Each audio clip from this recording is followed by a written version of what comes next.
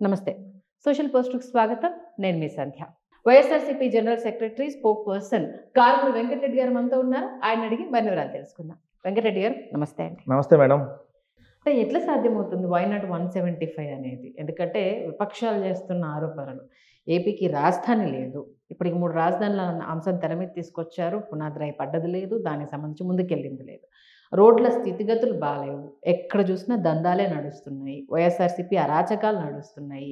ఎదురు తిరిగితే కేసులు నడుస్తున్నాయి అంటూ అటు పవన్ కళ్యాణ్ గారు కావచ్చు, ఇటు చంద్రబాబు నాయుడు గారు కావచ్చు, అటు లోకేష్ గారు కావచ్చు, మేము పాదయాత్రలు చేస్తుంటే ఎక్కడికక్కడ అడ్డుకునే ప్రయత్నాలు చేస్తున్నారు. వీళ్ళకి వై నాట్ 175 అన్న థాట్ ఎట్లొస్తుంది అంటూ ప్రశ్నిస్తున్నారు. దీనికి మీ సమాధానం?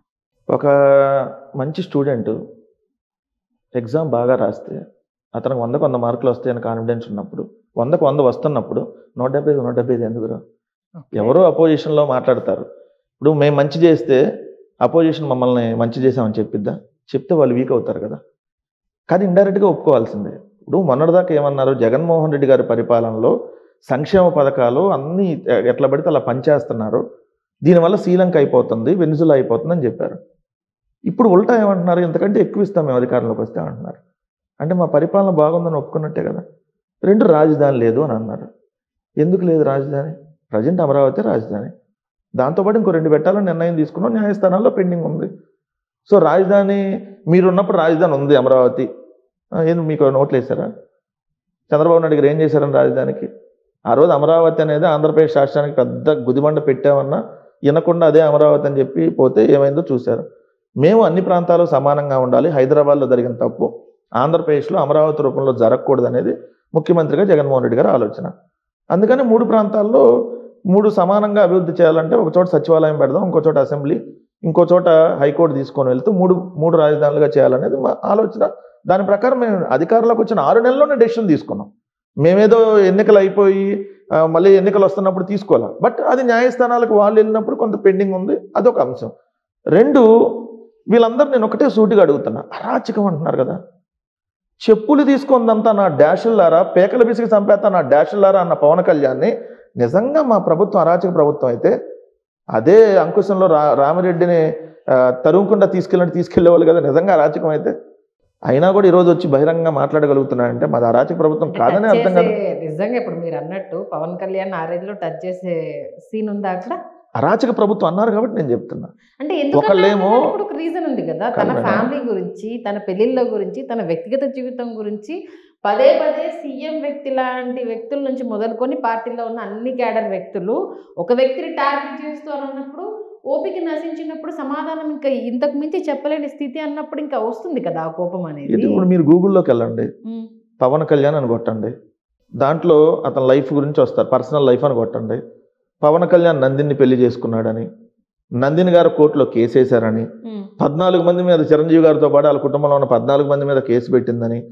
సో దాని తర్వాత నందిని గారితో ఆల్రెడీ పెళ్లి చేసుకొని రేణు దేశాయ్తో సహజీవనం చేస్తున్నాడని, సో రేణు దేశాయ్కి పిల్లాడు పుట్టిన తర్వాత పెళ్లి చేసుకున్నాడని, మళ్ళీ రేణు దేశాయిని కూడా డైవర్స్ తీసుకోకుండానే ఇంకొక రష్యన్ అమ్మాయితో సహజీవనం చేశాడని.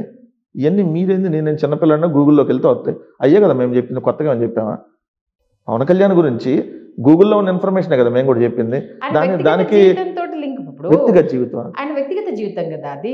రాహుల్ గాంధీ పెళ్లి చేసుకోలేదు, అవును, బట్ అతను ఏదంటే బ్రహ్మచారా కదా నాకు తెలియదు. ఎవరి మాట అంది? పవన్ కళ్యాణ్ కదా. అది కదా పర్సనల్. మరి పర్సనల్ టైట్ నువ్వు టచ్ చేస్తా, మళ్ళీ నన్ను టచ్ చేయకూడదని అంటే రాజకీయాల్లోకి వచ్చినప్పుడు అన్ని ఉంటాయి. పవన్ కళ్యాణ్ 10 పెళ్లిళ్ళు చేసుకున్నాడంటే మేము తప్పు. 3, 4 అయితే చేసుకున్నమాట వాస్తవమే కదా. 3 అయితే అఫీషియల్గా కన్ఫర్మే కదా, 4 అన్అఫీషియల్గా ఉందంటున్నారు కానీ మనకైతే తెలియదు కదా. బట్ ఉన్న అంశమే మేము అంటున్నాం కానీ లేదేనో తీసుకొని వచ్చి పవన్ కళ్యాణ్ 10 పెళ్లిళ్ళు చేసుకున్నాడు అంటే తప్పండి. 3, 4 అయితే చేసుకున్నమాట కదా, అది చెప్తే తప్పంటారేంటి?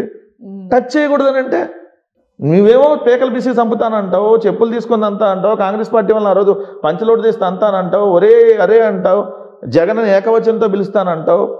మేము నువ్వు పెళ్లి చేసుకున్న మాట నువ్వు నీ నిజ జీవితంలో నువ్వు చక్కగా ఉండవు, ఇంకా రాజకీయ జీవితంలో ఎట్ట చక్కగా ఉంటావు? నువ్వు పెళ్ళి ఒకటి చేసుకుంటావు, సంసారం ఇంకోటితో చేస్తావని చెప్పి ఉన్న విషయమే చెప్తుంటే దానికి ఉలికిపాటు ఎందుకు? దాంట్లో నా పర్సనల్ జీవితం టచ్ చేస్తున్నారంటే నీ రాజకీయాల నుంచి.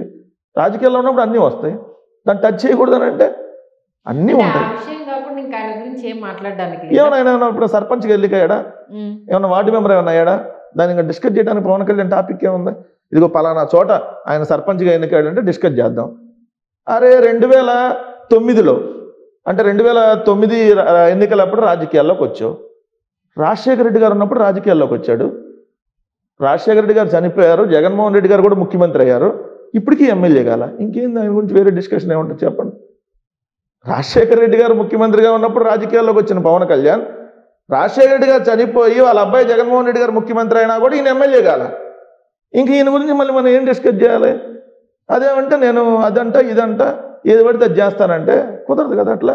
ఉమ్, రాజకీయాల్లో ఉన్నప్పుడు ప్రతిదాన్ని క్వశ్చన్ చేస్తారు. ఎందుకు క్వశ్చన్ చేస్తానంటున్నాను? రాజకీయాల్లో ఉన్నప్పుడు ఆ రాజకీయ నాయకుడు బిజినెస్లో ఉన్నాడు అనుకోండి, ఆ బిజినెస్ సంబంధించిన ఇష్యూస్ బయటకు వచ్చినాయి అనుకోండి, ఖచ్చితంగా మీరు దాన్ని మీడియా చూపిస్తుంది కదా. మరి ఇది కూడా అంతే, ఖచ్చితంగా డిస్కషన్ అవుతుంది. మేమన్నా 10-15 చేసుకున్నామంటే తప్పు కదా, ఉన్నాయే చెప్పాం. దానికి ఇబ్బంది పడితే మనం చేయగలిగిందేం లేదు. థ్యాంక్ యూ వెంకటరెడ్డి గారు, పిలవగానే వచ్చినందుకు. ప్లస్ ప్రస్తుతం ఏపీ సిచ్యువేషన్, వైఎస్ఆర్సీపీ బలాలు బలహీనతలు ఎలా ఉంటుంది, కార్యకర్తలు ఏంటనేది చాలా క్లియర్గా తెలియజేశారు. మీకు ధన్యవాదాలు.